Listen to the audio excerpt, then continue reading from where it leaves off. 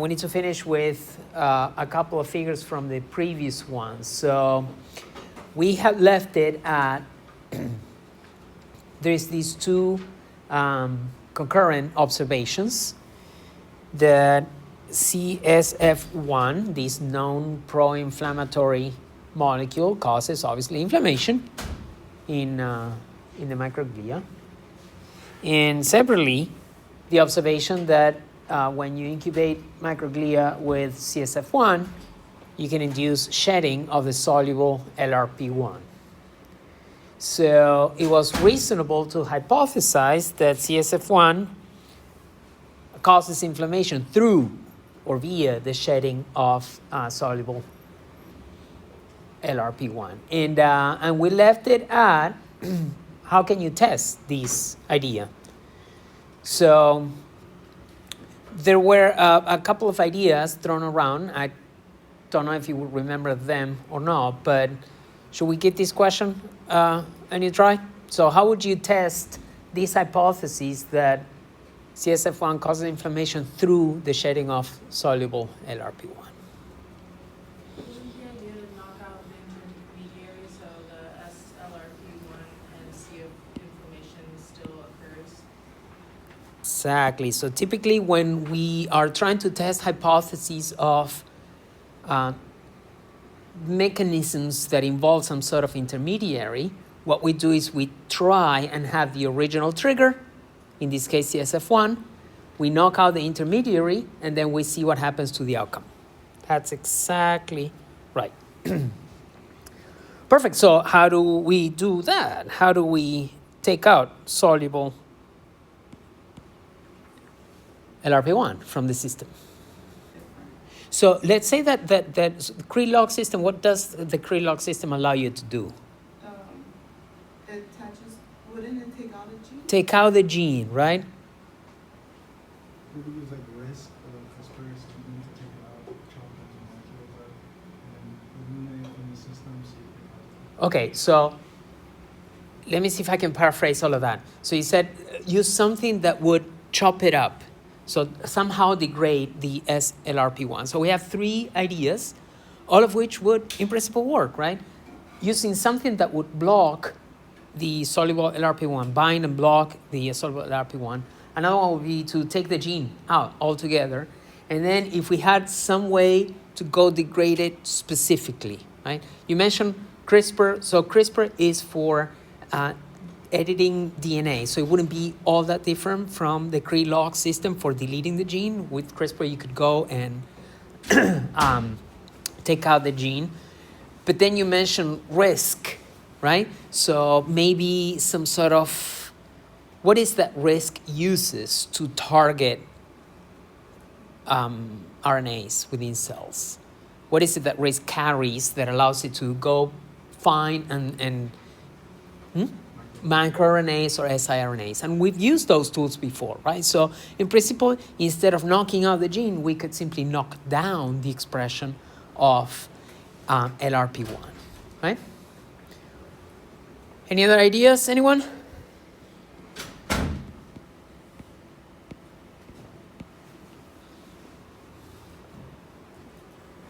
No? Okay. You had like one more? Is there something that like excretes it maybe that you can upregulate? So something that would excrete what? Excrete the SLRP1. So something that clears SLRP1 from the system that you could upregulate so that it washes it away more quickly. I suppose, yeah. So from a logical point of view, makes sense. I'm not quite sure we know what that might be. So we wouldn't know what to upregulate or what to incentivize. Yeah. All right. Okay, well, so the approach that the authors decided to take was using the Krylog system again, that they had used to take out the LRP1 gene to answer the question, is LRP1 aiding with inflammation or is it inhibiting inflammation, right? So they used that system to answer that very general question. Now they decided to use it again, this time to answer the question, what happens if we treat microglia with CSF1 And those microglia do have or don't have LRP1 in them, right? What happens to inflammation? So that's the approach they take, except that this time they decide to use a slightly different Cre-Lox system.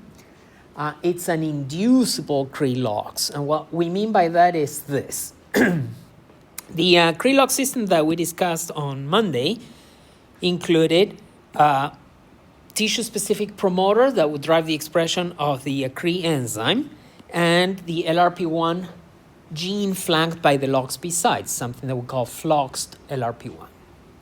But in this modified version, number one, they use a slightly different promoter that still drives expression of Cre in microglia and some other cell types. But more importantly, instead of driving the expression of regular Cre, they drive the expression of something called Cre-ERT. That ER stands for estrogen receptor, and the T stands for the fact that you can bind the estrogen receptor with estrogen, obviously, and many other drugs that look chemically like estrogen, for instance, tamoxifen. Okay?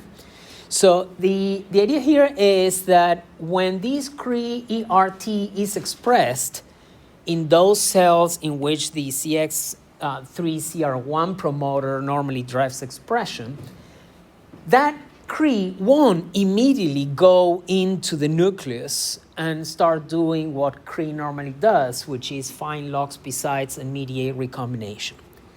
It will instead stay outside of the nucleus until that ER is bound by tamoxifen.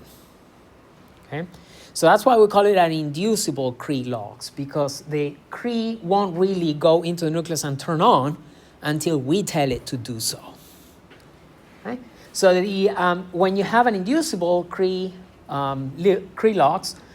the Cre-ERT is expressed, and if you add tamoxifen to the tissue or the cells, or if you give an animal tamoxifen to drink, in this case, the Cre-ER fusion can go into the nucleus and Cre will do its job. So not only do we achieve, with a system like this, not only do we achieve tissue specificity in that the CX3CR1 promoter will express Cre in only a subset of cells within a mouse, but also temporal control, because we decide when those mice are going to be drinking the tamoxifen, and therefore when this recombination will take place. Did that make sense? Yeah? Cool. So on Monday, the previous Cre-Lox system that they had used the LIS-M promoter that drives expression in a number of cell types that includes microglia, monocytes, macrophages. The CX3CR1 promoter is not much different. It also drives expression in those cells. So with the use of tamoxifen, they gain temporal control of the Cre-Lox mediated deletion of LRP1.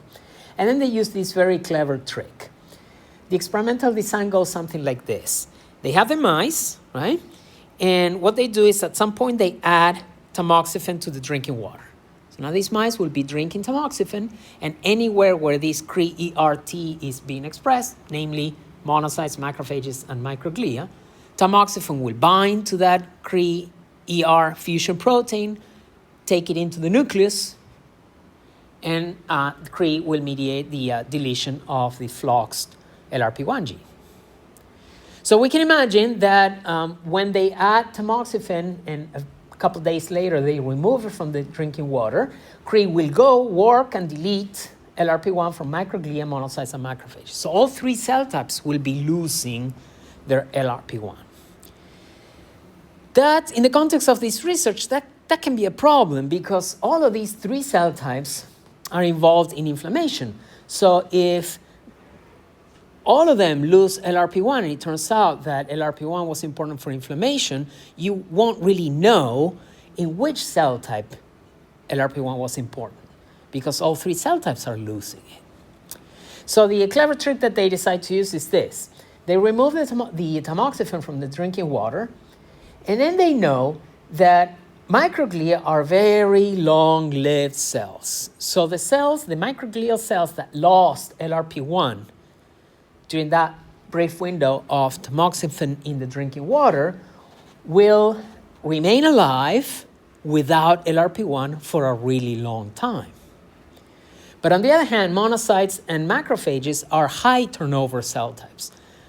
Right? These are blood cells, white blood cells that are constantly being turned over by the bone marrow, by hematopoietic stem cells. So there will be a lot of monocytes and macrophages that expressed Cre-ER and deleted LRP1 when the mice was drinking tamoxifen. And there will be these monocytes and macrophages that don't have LRP1 for a while, but then those will die out, and new ones will come in that never expressed, or rather, that expressed the Cre-ERT but never saw any tamoxifen. So any new macrophages and monocytes will never delete that LRP1 gene. So for a while, there will be LRP1 missing monocytes and macrophages, and they, in time, will be replaced by LRP1 containing monocytes and macrophages. So all the researchers did was to delete LRP1 for a brief period and then wait. And about 4 weeks later, they know that all the microglia will be alive from the moment that the mice drank the tamoxifen, and all the monocytes and macrophages will be brand new and will have their LRP1 gene because they never experienced that tamoxifen activating Cre and sending it to the nucleus. And they actually check that. So they take these mice, and there is the let me see, the nomenclature here is, yeah.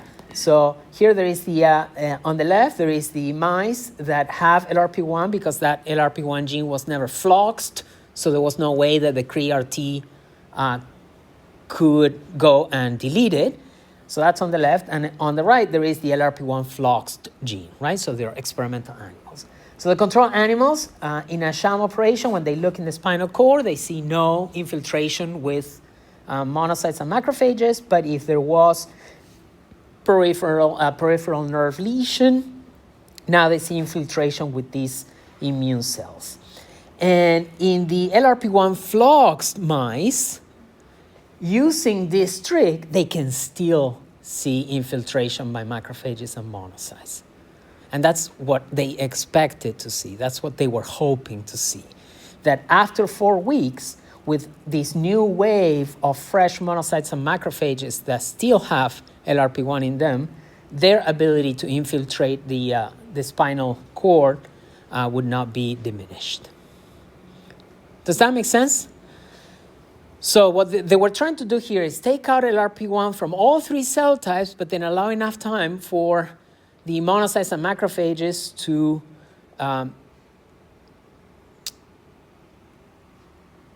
differentiate from the bone marrow fresh recently, and then not delete their LRP1 gene because the tamoxifen had been taken away from the drinking water a long time ago. So with that trick in hand, they go ahead and they actually run the experiment. So in all cases, you'll see that the black bars correspond to the flox gene, and the white bars correspond to the control animals.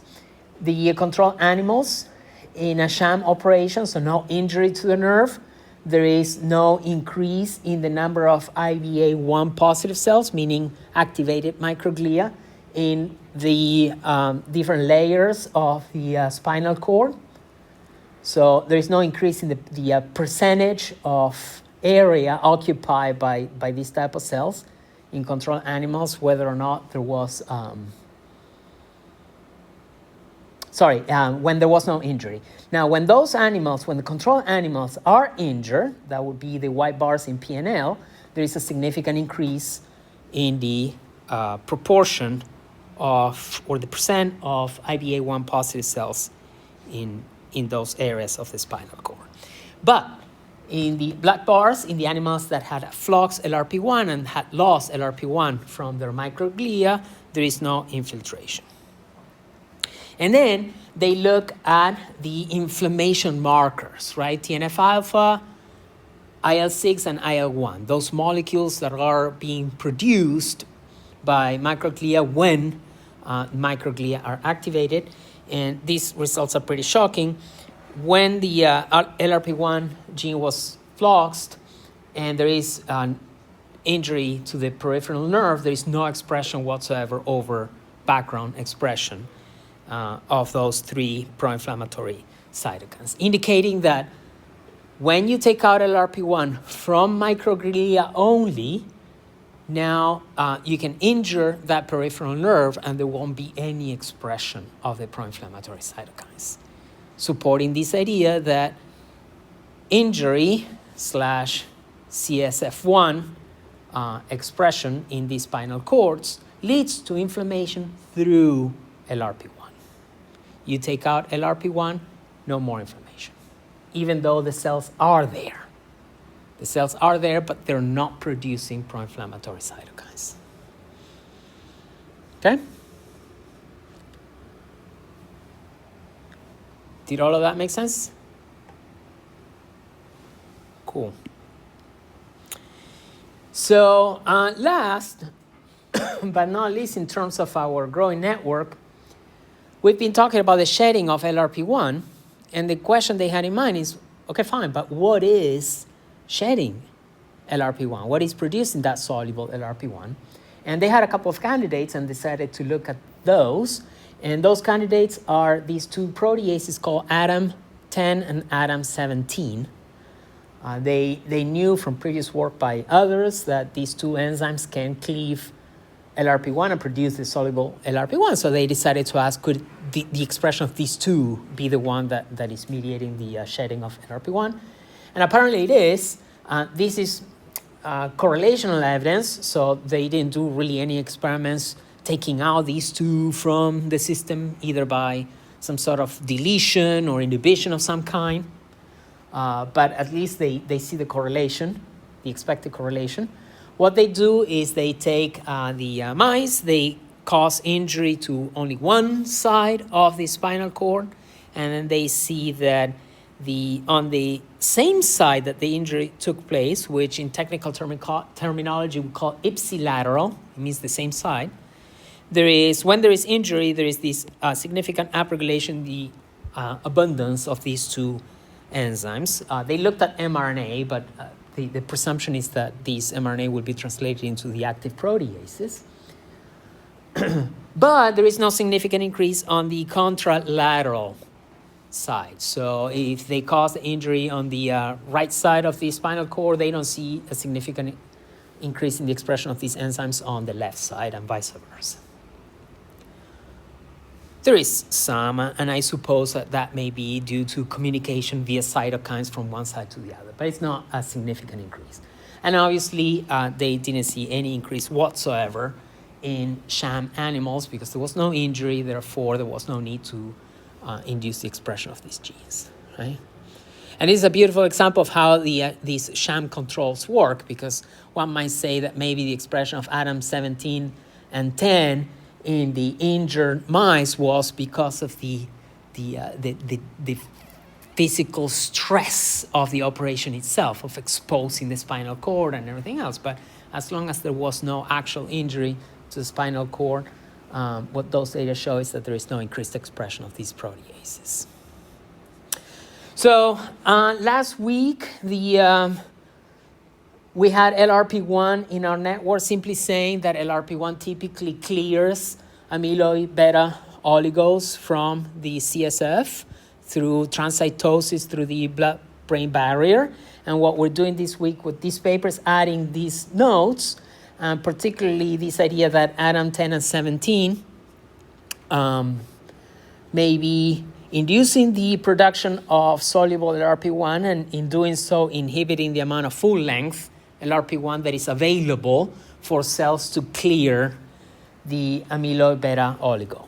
So I didn't dare make any connection between any upstream inflammatory genes and ADAM10 and 17 because all they're showing us is, for now, simply that the injury to the nerve is producing these enzymes that is suspected to go cleave soluble LRP1. So I didn't want to go up here and say something like it is IL-1 or IL-6 or TNF-alpha that is inducing the expression of atom 10 and 17 because we simply don't know.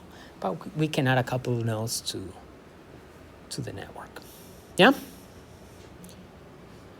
Questions, anyone? Comments? No? All right, so let's move on to the next paper. Chk1 inhibition ameliorates Alzheimer's disease pathogenesis and cognitive dysfunction through CYP2A and PP2A signaling.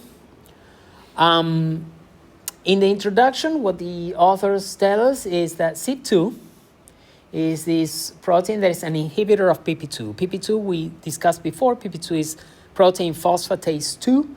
It's a protein or an enzyme that is inside of cells taking phosphates out of proteins. So when kinases add phosphate groups to proteins, phosphatases will take them out, right? And PP2 is a pretty major phosphatase within cells. So CYP2 is a known inhibitor of PP2 whose overexpression can induce tau and APP hyperphosphorylation, and as a consequence, synaptic dysfunction and memory deficits. I emphasize here overexpression because CYP2 is typically not highly expressed in cells, but if there are any mechanisms by which CYP2 becomes overexpressed, either experimentally or as a result of pathology, then you can have PP2 highly inhibited by it, and therefore these proteins that would normally be dephosphorylated by PP2 are no longer dephosphorylated by PP2 and remain hyperphosphorylated, right? The phosphorylation states of tau and APP are very dynamic, so there will be enzymes constantly adding phosphates to them, and there will be enzymes like PP2 taking them out. And if we lose PP2 function, in this case because of overexpression of CYP2, then there's going to be, the end result is that tau and APP remain hyperphosphorylated. So how CYP2 might be upregulated during AD progression is still a mystery. A little bit more is known about CYP2 upregulation in cancers. So in cancer cells, CYP2 was shown to be upregulated by this other kinase, Chk1. Chk1 is a serine 3 kinase that is normally activated by DNA damage, and under normal circumstances, Chk1's job is to stop the cell cycle if there is DNA damage. So the way this works is when the cell detects that DNA is damaged somewhere, it will activate Chk1. Chk1 will go phosphorylate enzymes that are, or proteins that are important for progression through the cell cycle, and the cell arrests. We say that it arrests, meaning that it stops the cell cycle until the damage in DNA is solved. If it is solved, then the cell cycle can proceed and the cell will now divide. If the damage is unsolvable, then that cell typically will undergo apoptosis and kill itself through cell suicide. A question that I wanted to ask all of you is, how can a kinase like Chk1 upregulate the expression of another protein like CYP2? We know that kinases add phosphates, so how can the activation of a kinase upregulate the levels of another one? Yeah. Okay, so we have phosphorylation of a transcription factor. I'm going to go a step further. I'm going to say of a transcriptional activator. Yeah. Yeah. So that's certainly one way. What other ways could there be?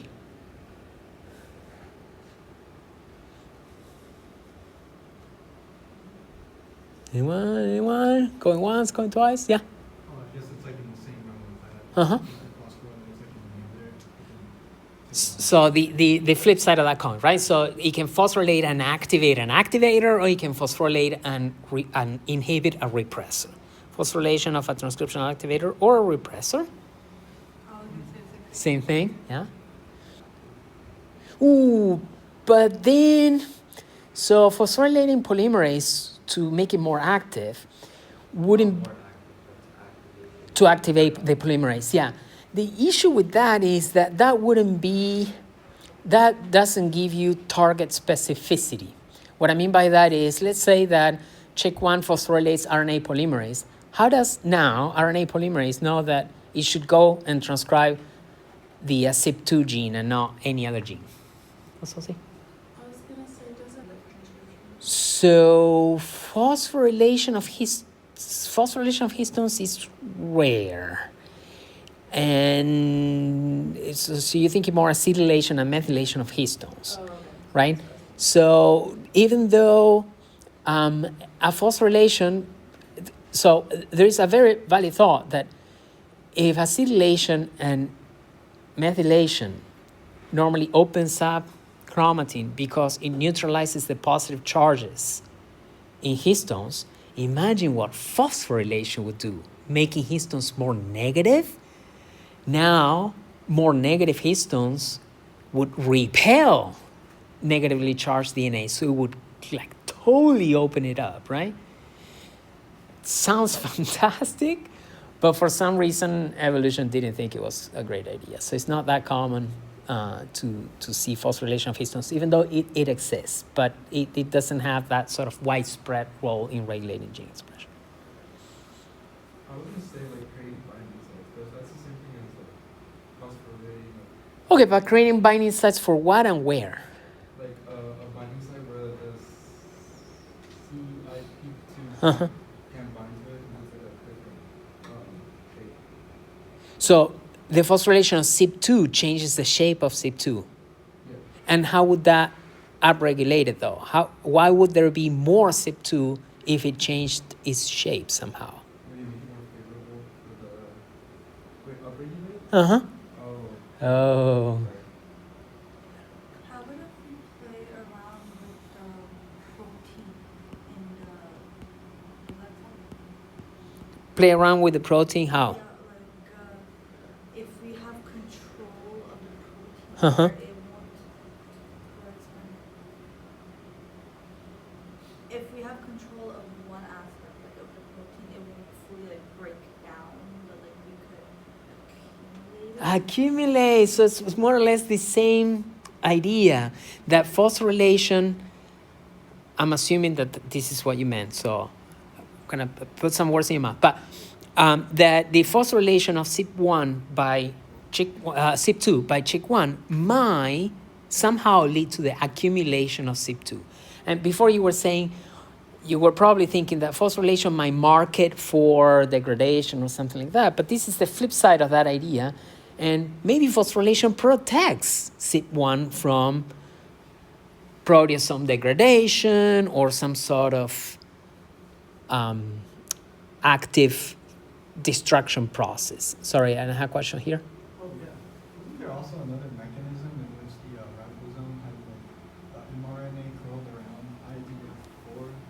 Mhm. There was like a factor in which it would get phosphorylated and then Oh, okay. Look at that. So I hadn't thought of that one. So George is basically saying that there were some genes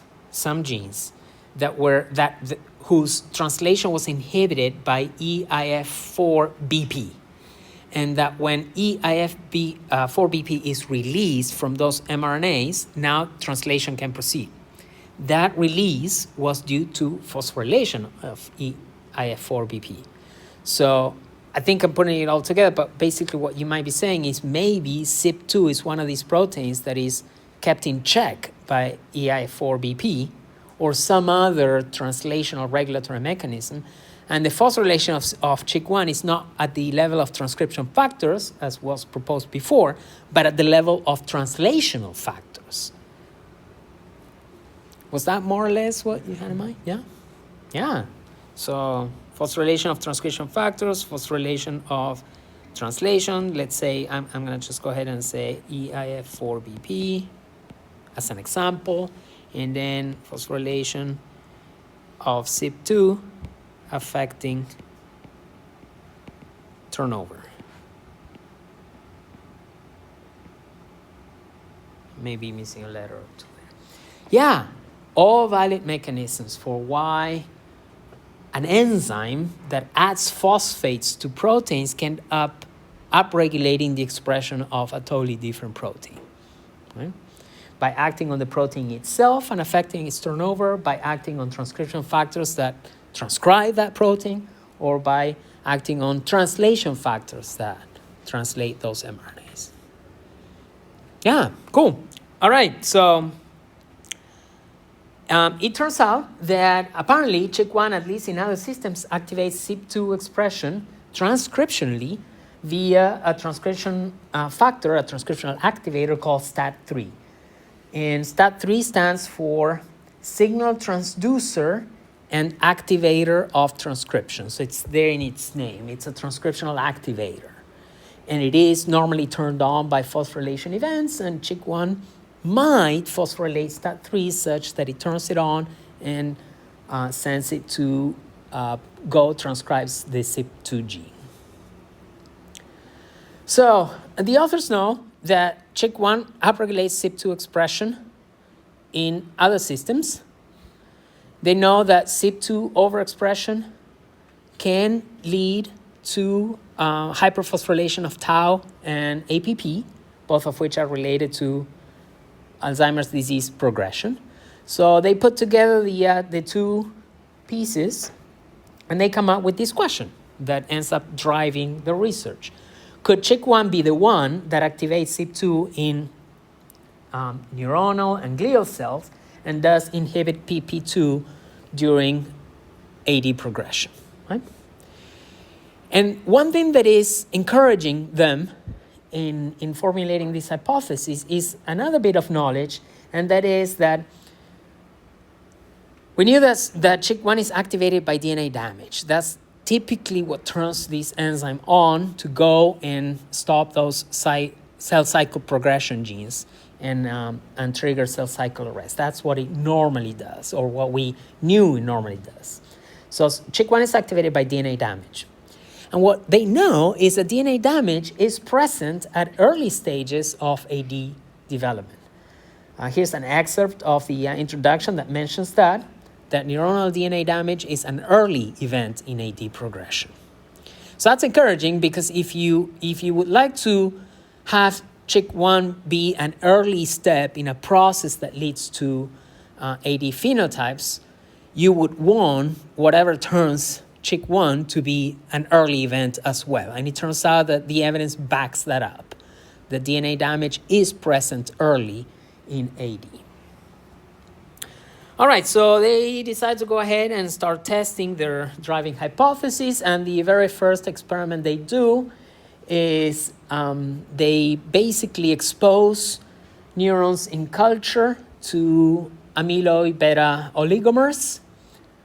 So they simply bathe these neurons in A beta oligomers, and they ask the question, can that incubation with amyloid beta oligomers lead to DNA damage, trigger Chk1, and all the rest? So to answer that question, they did a bunch of Western blots. On the left, we have 3 control samples. On the right, 3 samples of neurons incubated with the amyloid beta, and a whole bunch of panels against different things. And on the right here, the usual densitometry analyses of intensities, so that we can throw in some numbers at all of these bands.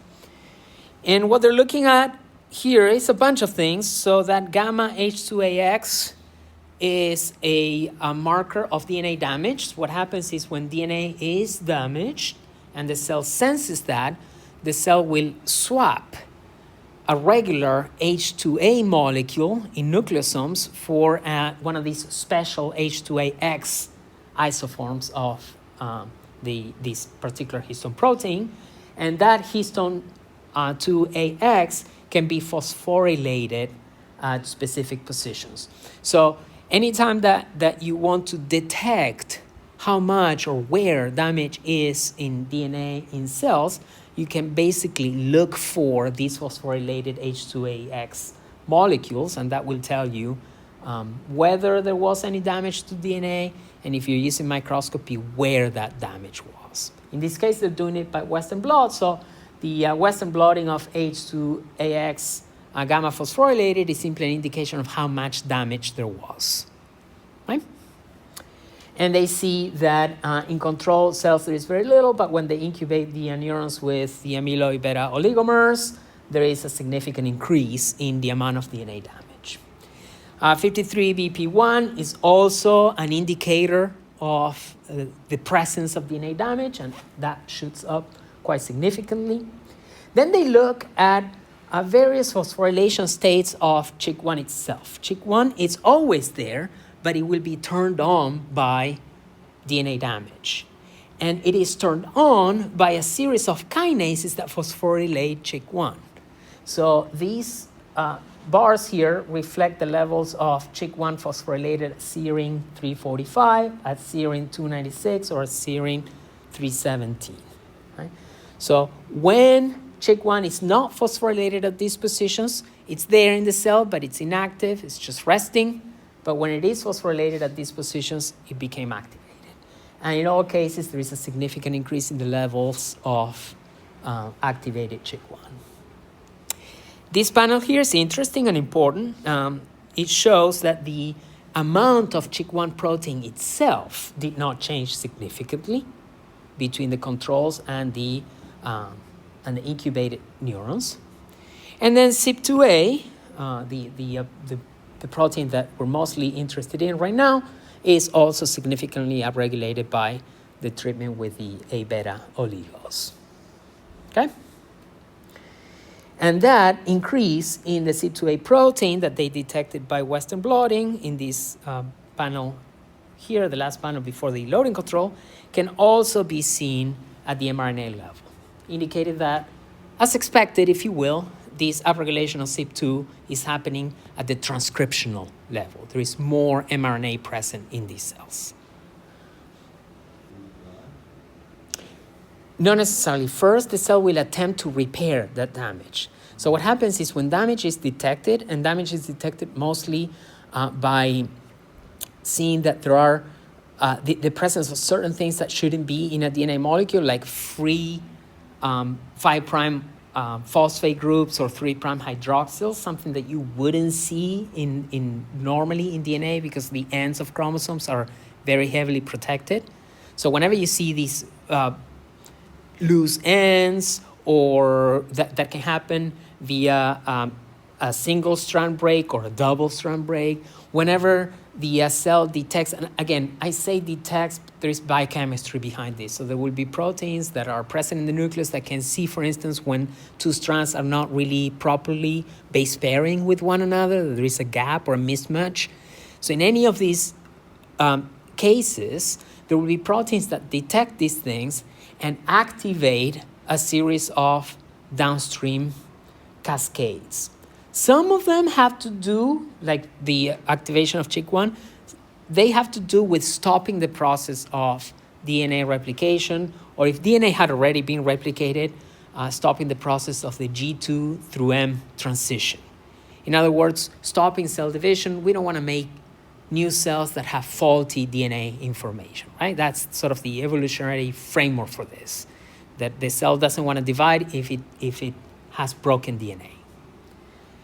But then those same early detectors of DNA damage will trigger a series of cascades that have to do with DNA damage repair.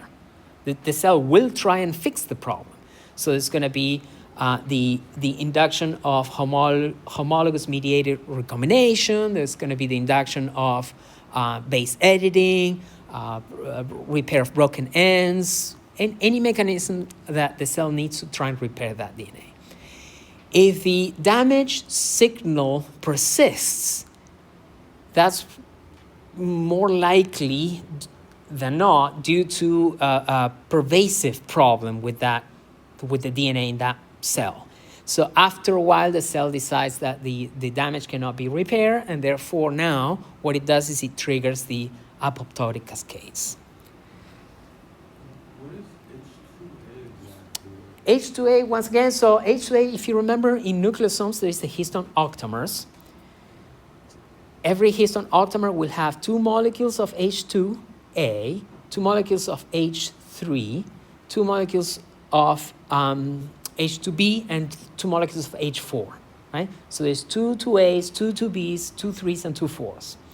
When there is damage to DNA, H2A is swapped by this special isoform called 2AX. And that 2AX can be phosphorylated. So this is also maybe in a way back to what you were saying, phosphorylation of histones does exist. Here's an example. But it's not necessarily associated with regulation of gene expression. It's associated with, there is a piece of broken DNA here, right? So that's what H2AX is. It's one of the histone molecules. It's just that it's a special one that cells use to indicate where damage is. And the thinking is, maybe there is a lot known about this. I don't know it personally, but I suspect that it's just a signal for the DNA repair machinery to know where to go. Right? So the presence of these special molecules might indicate to the DNA repair machinery where it should go to work.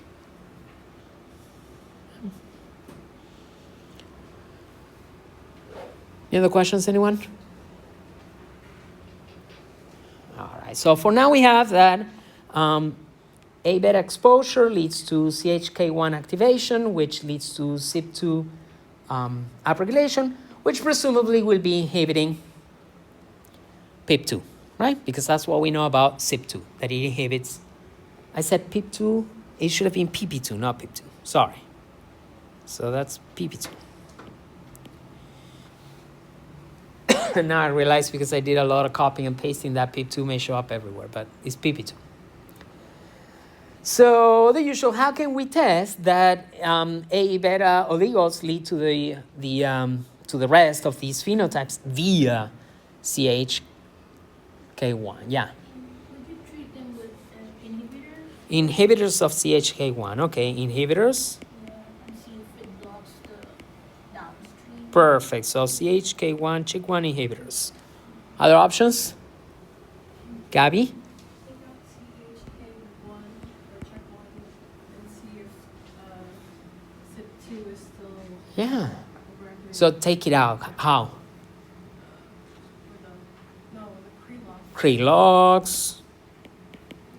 What other methods for deleting a gene? CRISPR, right? Any of the usual.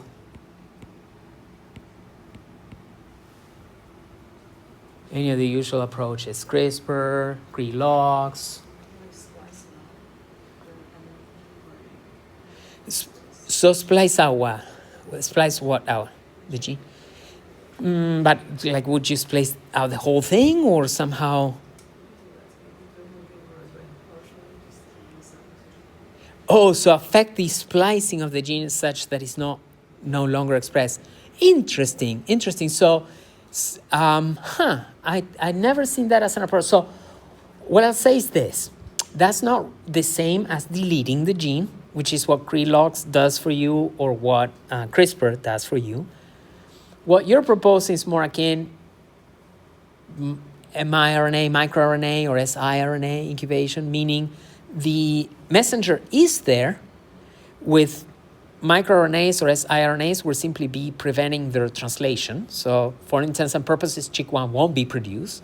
But what you're saying is, let's send something in that affects the splicing, so now we don't have functional coding mRNA. All right. I don't know of any example off the top of my head, but I can't see anything wrong with that. And I imagine that the approach would be to use oligos that sort of interfere with the splicing mechanism. So basically you would load spliceosomes with a whole bunch of fake oligos that would direct these things to the wrong places. That's an interesting thought. Yeah. That's right. So in a way, I suspected this was, I'll be honest with you, I suspected this was going to go differently, that everybody was going to, given the conversations we've had recently, that everybody was going to jump to CRISPR and Crelox and take the gene out. But the approach the authors took was the use of pharmacological inhibitors. Pharmacological inhibitors tend to be one of the first resources that researchers use, because it's just so easy, right? You just add the drug to the culture media, or you give the animal this drug to drink, like we did with tamoxifen before, right? We normally leave deletions and whatnot for things that are not druggable, as we would say in technical jargon. But kinases, phosphatases, any proteins with a distinct catalytic function within cells, for the most part, you might be able to find some sort of molecule that mimics the substrates or some sort of allosteric regulator and pharmacologically inhibit their action. And that's what they did here. So they decided to expose cells to A beta in the presence of a Chk1 inhibitor. So I'm going to walk you through these graphs slowly because they're pretty busy. So let's start with the simplest. Once again, the idea is we're going to treat with A beta, but we are going to pharmacologically take out Chk1. So the protein will still be there, but inactive. And then we will ask the question, what happened to Sp2 expression, right? So that's the experimental design. So first things first, they take the cells, they incubate them with A beta, and then they see that there is a significant upregulation of Sp2A. There is a significant reduction in PP2A activity, right? Doesn't seem like much, right? But it's still statistically significant. So the activity of the enzyme dropped by somewhere between 25 and 30%. The activation of Sp2 happens to be at the transcriptional level, even though I had that thing there, that even though the upregulation does not seem to be statistically significant. So there is more mRNA, but not as much as there was before. So we can talk about that in a second. And perhaps most importantly, they measure the levels of phosphorylated tau, and they see that there is a significant shoot up in the phosphorylation of tau, which is exactly what you would expect when you quiet down PP2. Right? So all of that happens when they expose the cells to A beta, and that is in a way as expected. Let's talk about this briefly. So in the previous graph, I showed you that there was an upregulation of Sp2 that happened both at the protein level and perhaps even more noticeably at the mRNA level. But now they didn't see that. Why is that? Why do you think that might be? And I'm going to give you a hint. In the previous experiment that I showed you before, they had exposed the neurons to the A beta oligomers for, I believe it was 7 hours. These guys, if I'm not mistaken, is close to 48 hours. So after a longer exposure, instead of seeing more and more and more and more mRNA expression, they see that the thing kind of calms down and levels to control levels. Why could that be? Why would something shoot up at first and then kind of calm down? And what do we call that when something goes back to equilibrium? There's a pretty technical term for that. Homeostasis, yeah? Is that what you had in mind? No, I was going to say allosteric regulator. Allosteric regulator of what? Of the protein itself or the of Sp2 protein? Fair enough, but we're looking at mRNA levels here, right? But same idea, when you thought of allosteric regulators, when we say allosteric regulators, what is the concept that immediately comes to mind? Homeostasis, right? So typically we immediately associate allosteric regulators with feedback regulation, right? Negative feedback. Typically, we learn about allosteric regulators in the context of biochemical pathways where some of the later products go back and inhibit the early enzymes, right? So all same ideas. This idea that there may be something happening downstream of that upregulation in Sp2 protein that is talking back to that gene and say, oh, we're overdoing it a little bit, so you need to slow it down. So even though the trigger did take place and it was triggered by the incubation with the A beta oligomers, the whole process quiets down a little bit. Okay, that was a small detour, but I wanted to address the fact that one graph shows this significant upregulation in the mRNA level. The next shows no change. Why? The key there was time scales. Right? So the first graph is a few hours after incubation. This graph is a couple days after. All right, so next they add the Chk1 inhibitor, the pharmacological inhibitor. So the cells are still under A beta exposure, but this time they add SB and PF. Those are the short handles for these two pharmacological inhibitors. And in both cases, well, actually, in both cases, I mean both inhibitors, but across all of their variables, what they see is that inhibiting Chk1 brings things back to baseline, right? So here we have that the upregulation of CYP2 at the protein level is brought back to control levels. Here we see that PP2 activity is restored if Chk1 is inhibited. Here we see something interesting. The inhibition of Chk1 is actually bringing the levels of CYP2 mRNA even further down than control, right? And finally, the levels of phosphorylated tau are again restored to normal levels.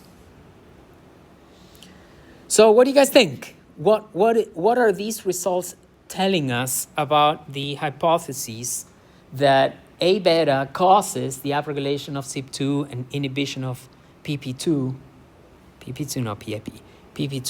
by or through Chk1? Are the data supporting the hypothesis or not?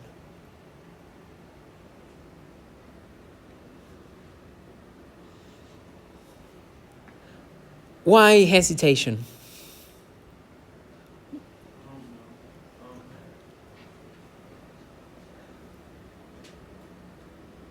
Is anything in this data that says, no, the hypothesis is incorrect?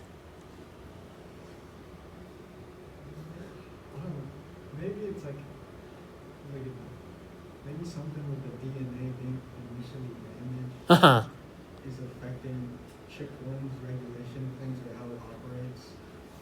Perfect. All of that would be, in a way, included in the original trigger, right? So the idea is somehow A beta activates Chk1. The previous plots with all of those Chk1 molecules phosphorylated at these key positions were showing that when you treat neurons with A beta, you activate Chk1. The question here is whether the activation of Chk1 is needed, is required for all the other steps. I would say yes. Uh-huh. Using Chk1, you could see if you inhibit it, how the result. Every time you do something with it, you could see the results are changing. Exactly.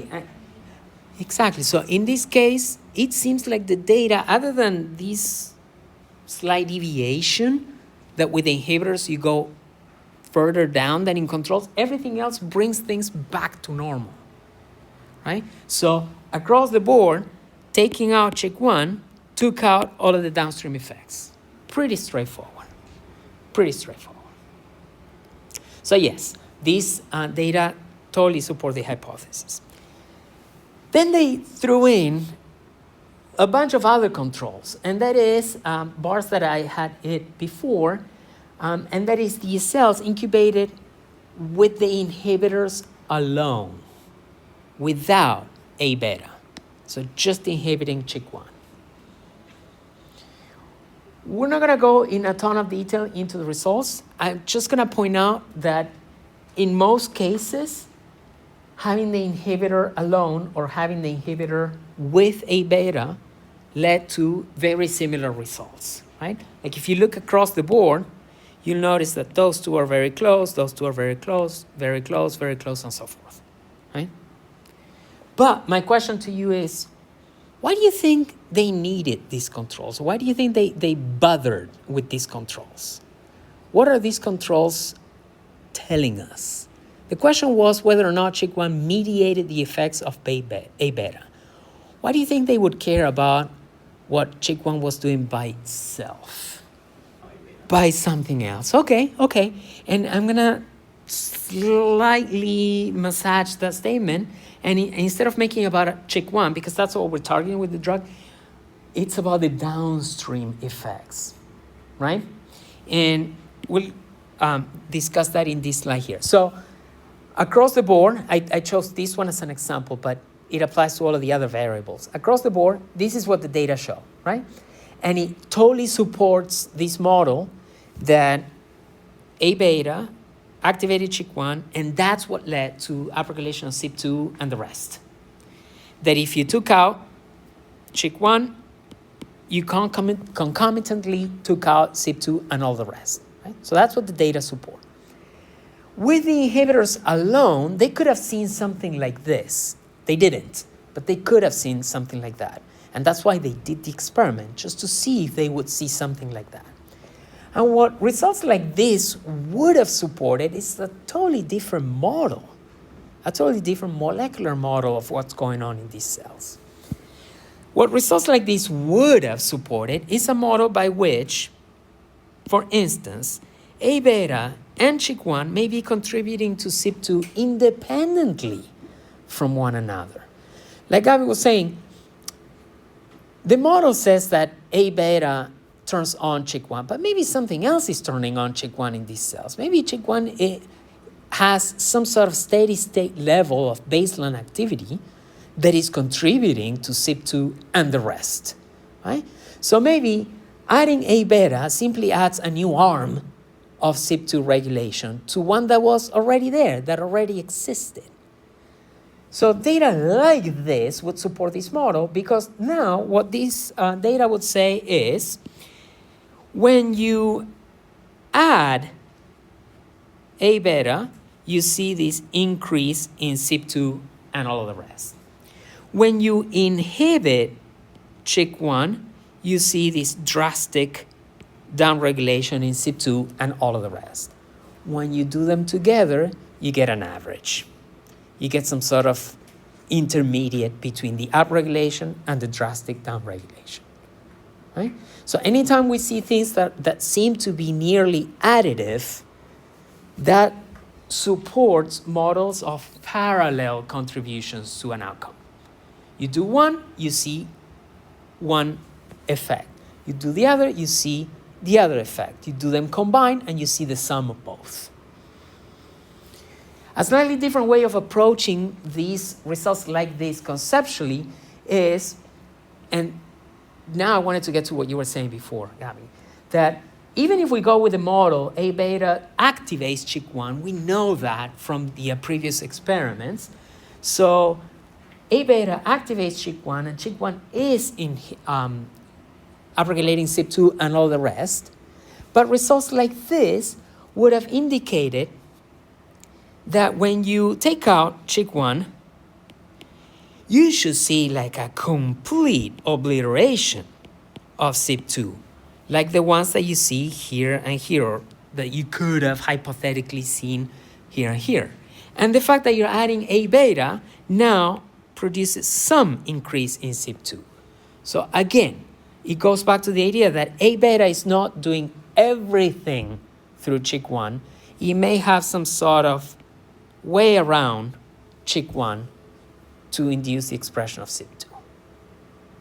Two flavors of something very similar, but both coincide in this idea that A beta is at least partially acting independently from Chk1. So that's why it's so important to do that experiment, because these results, the results that they saw, indicate that there is no independent mechanism for A beta to upregulate CYP2. It seems to be happening all through Chk1. Does that make sense? Yeah?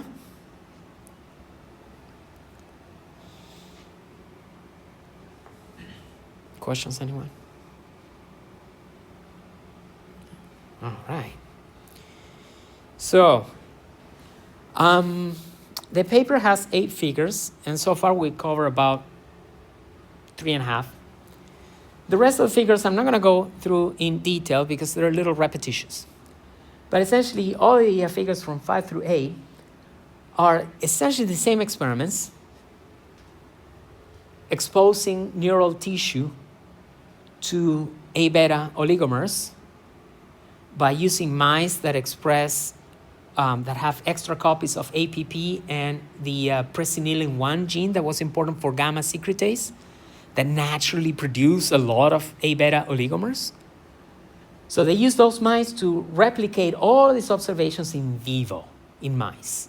So some of the figures are about AD cell models. What that means is they took cells from these mice and made primary cultures out of them. So they kept the cells in culture for a little while and they investigated them. But then they actually worked with mice and they saw, they looked at cognitive defects, neuron loss and synaptic impairments, and then of course CYP2 upregulation and hyperphosphorylation. And one thing that we're not gonna go through the details, but figure A shows that in mice that produce a lot of these A beta oligomers, not only is there upregulation of CYP2 and tau hyperphosphorylation, but also increased A beta production over the increase. So it's like a super extra production of A beta oligomers. And we'll touch on why that might be in a second. So the later figures in the paper is all about in vivo confirmation of the in vitro results, okay? Now the question that I did want to go over now is sort of figure 4 in the paper, and it addresses this question. What should we expect from Chk1 overexpression? We now have a model by which A beta activates Chk1, which leads to upregulation of CYP2 and the rest. What do you think will happen if we overexpress Chk1 in neurons without exposing them to any A beta? So now we leave A beta out of it, but we put in a lot of Chk1 inside of these cells. And they did it with animals using viruses. So what would you expect from the overexpression of Chk1 in neurons?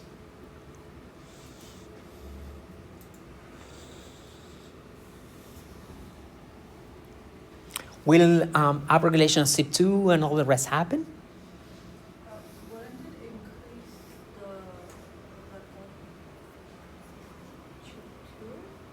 the CYP2? Yeah.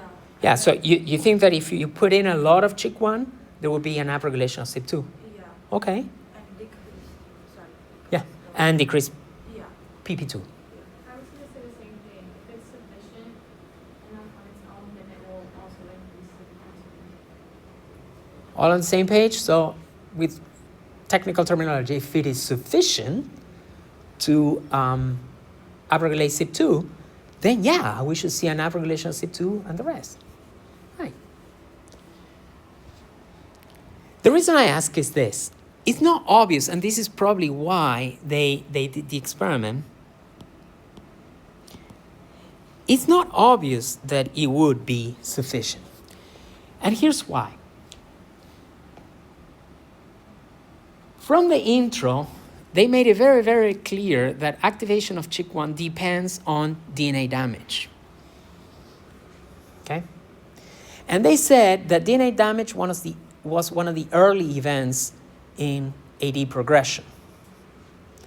So all along we said A beta leads to activation of Chk1, but even though we may not have explicitly written it out, what we meant is that A beta leads to DNA damage, and that DNA damage will activate Chk1, because textbooks say DNA damage is what activates Chk1, right? So it was not obvious that the overexpression of Chk1 by itself, without any DNA damage, would lead to upregulation of CYP2 and the rest. Right? It's almost like saying, you can think of it like, I can make, something go up in flames if I pour a gallon of gas and I bring a match. Imagine what I could do if I had 20 gallons of gas. Well, as long as there is no match, nothing's going to happen. Right? So they kind of had to do the experiment, even though it seemed obvious, based on what we said before, that A beta seems to be doing everything through Chk1, no parallel workarounds. Obviously, a lot of Chk1 will give you upregulation of CYP2. Well, not that obvious, because without that DNA damage trigger event? Maybe not.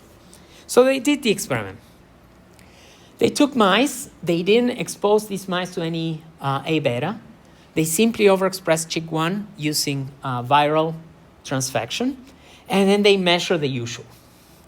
And all the variables increased. There was a lot more Chk1 expression, as expected. The researchers are putting it there with viruses, so that's as expected. There was increased expression of Sp2A, increased phosphorylation of tau. The levels of APP remain the same because you don't expect this pathway to lead to more APP expression, but there was a lot more of these APP phosphorylated at position threonine 668, which, as we will see in a couple of slides, matters. So putting Chk1, a lot of it was causing all of the downstream effects, even though there was no observable DNA damage at the beginning.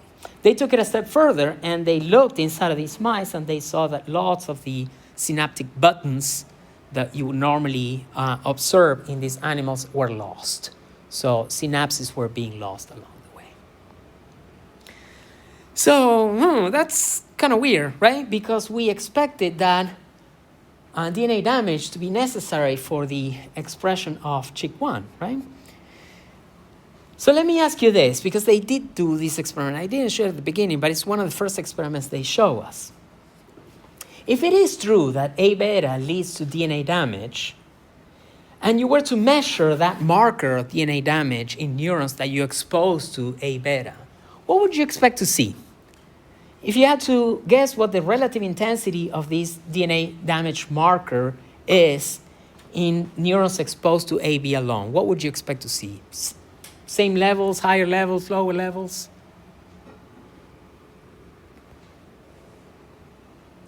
Higher, right? Yeah, higher. The hypothesis is that AB is leading to DNA damage. We expect a very high level of H2X phosphorylation. What about when we treat with AB, but we add the inhibitors for Chk1? Look at the map. So now what we're doing is we're inhibiting at this step here. What would you expect the damage to look like? Same?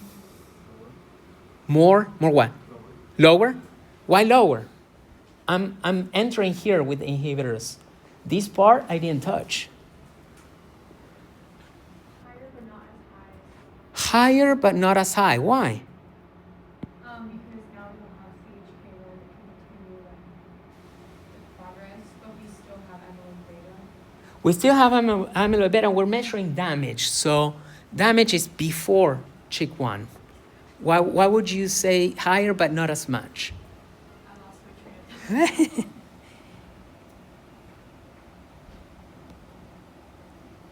I go with your idea. If it is true that this is how it works, DNA damage happens before our intervention with the inhibitors. So you should see that DNA damage is the same. We're inhibiting Chk1, so everything that comes after may be inhibited. I'll give you that. But everything that happens up to Chk1 should stay the same. And yet, when they did the experiment, this is what they saw. That when they added A beta,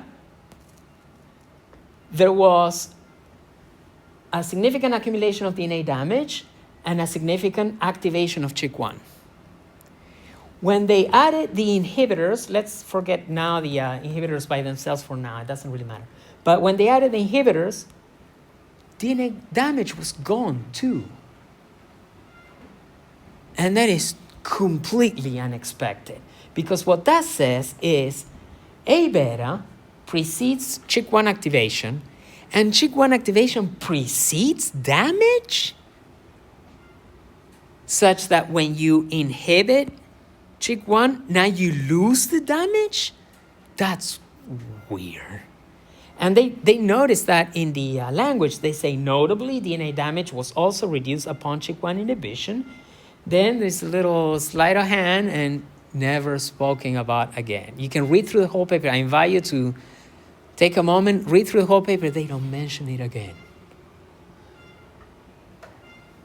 Yeah, I don't know what. It's the most likely the strike, the protest. The screen turned green for a second. Oh. So yeah, so this was completely unexpected, weird, and it was not addressed further in the paper. Okay, that's cool. How does it proceed with damage? Like, could you I won't, you know why? Because I'm turning it into a homework assignment for you guys. For some deeper thinking over the weekend. I'm sorry, can you explain exactly what happened here? Yeah, so what happened was, in the original model, when you expose the cells to A beta, you expect to see DNA damage, right? And that DNA damage would activate Chk1, and the activation of Chk1 would trigger the rest. So what I asked you in the slide before was, what would you expect to see in terms of DNA damage when you treat with A beta? Well, according to the model, when you treat with A beta, you should see a lot of damage. Boom, damage shoots up. When we treat with A beta and the Chk1 inhibitors, because the Chk1 inhibition happens after the damage, the DNA damage should stay the same, right? So DNA damage should stay high. None of what follows would happen, but DNA damage itself should stay high. But when they did the experiment, they noticed that treating with Chk1 inhibitors, in technical terminology, we say it abrogated the effect of A beta on DNA damage. So it basically wiped it out. And it brought it down to control levels. And that's weird, because that puts the proverbial cart in front of the horse, right? Because now it says that A beta activates Chk1, and Chk1 is needed for DNA damage, which is completely against what we think about this.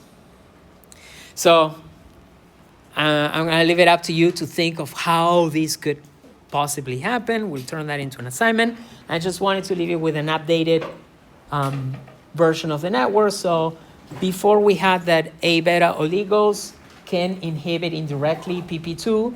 Now we're adding this little loop by which A beta oligos can activate Chk1, which induces CYP2, which will inhibit PP2. And it turns out that PP2 can lead to the loss of PP2 can lead to hyperphosphorylation of tau, which is bad because that leads to NFT formation, so neurofibrillary tangles, but also to the phosphorylation of APP at that very peculiar position. And it turns out that phosphorylation of APP at that position makes it more amenable to the proteolytic cleavage by the bad secretases, by base 1 and gamma secretase. So it makes APP more likely to be processed into the bad oligos, closing this loop. Okay? All right, guys, I'll see you next week. Have a nice weekend. Remember to submit your paper recommendations tonight, and then keep an eye out for this assignment to think about what may have happened there.